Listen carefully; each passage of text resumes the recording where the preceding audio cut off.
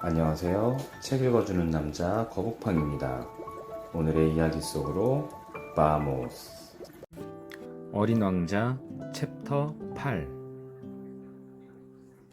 나는 곧 그 꽃에 대해서 더 많이 알게 되었다. 어린 왕자의 별에는 꽃잎이 하나뿐인 소박한 꽃들만 있었다. 그 꽃들은 자리를 많이 차지하지도 않았고 누굴 귀찮게 하지도 않았다. 꽃들은 어느 날 아침 풀 속에 나타났다가 저녁이면 사라졌다. 어느 날 어디서 실려왔는지 모를 씨앗에서 싹이 돋았다. 어린 왕자는 다른 싹들과 닮지 않은 그 싹을 가까이서 지켜보았다. 어쩌면 새로운 종류의 바오밤 나무일 수도 있었다.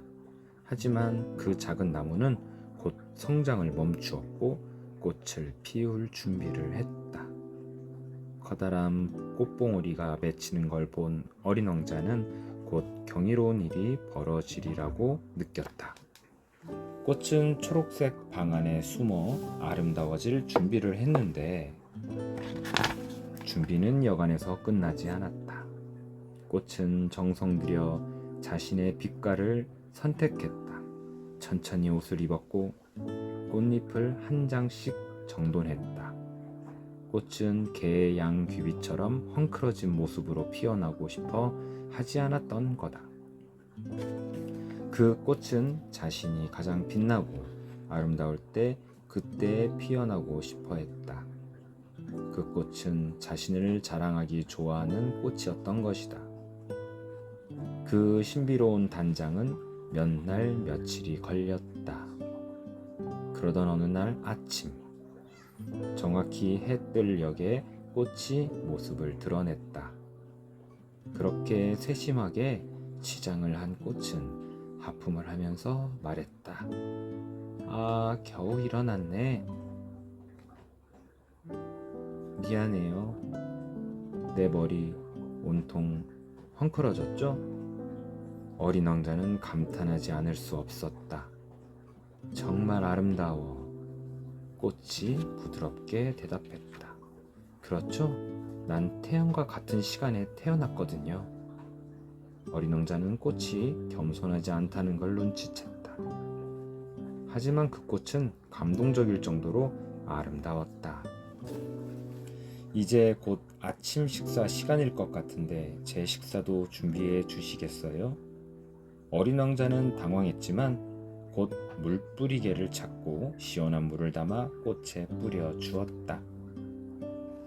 그 뒤로 꽃은 까다로운 허영심으로 어린 왕자를 꽤 귀찮게 했다.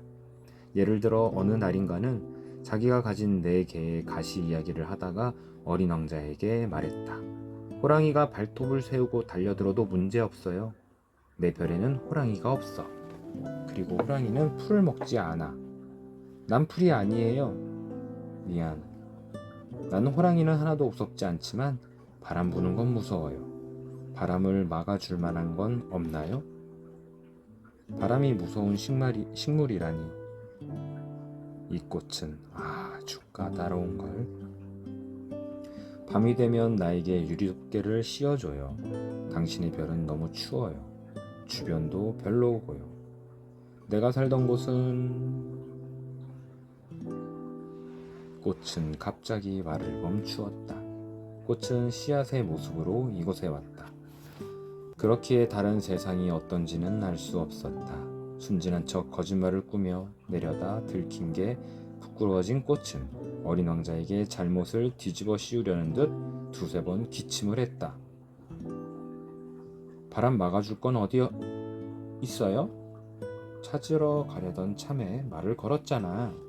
꽃은 어린 왕자가 미안한 마음을 가지게 할 작정으로 더 세게 기침을 했다.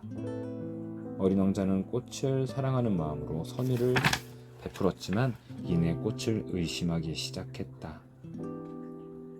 꽃이 아무렇게나 꺼낸 중요하지 않은 말을 심각하게 받아들였고 그 말로 인해 불행해졌다. 어느 날 어린 왕자가 털어놓았다. 꽃이 하는 말을 주의 깊게 듣는 게 아니었어. 꽃이 하는 말을 절대로 들으면 안 돼. 그저 바라보고 향기만 맡아야 해. 내 꽃은 내 별을 향기롭게 했지만 난 그걸 즐길 줄을 몰랐어. 나를 짜증스럽게 했던 발톱 이야기도 불쌍히 여기고 보듬었어야 했는데. 어린 왕자는 말을 이었다. 그때 난 아무것도 몰랐어. 꽃의 말이 아니라 행동으로 판단했어야 했는데 내 꽃은 나를 향기롭게 해주고 빛나게 해주었어. 내 꽃으로부터 도망쳐서는 안 되는 거였어.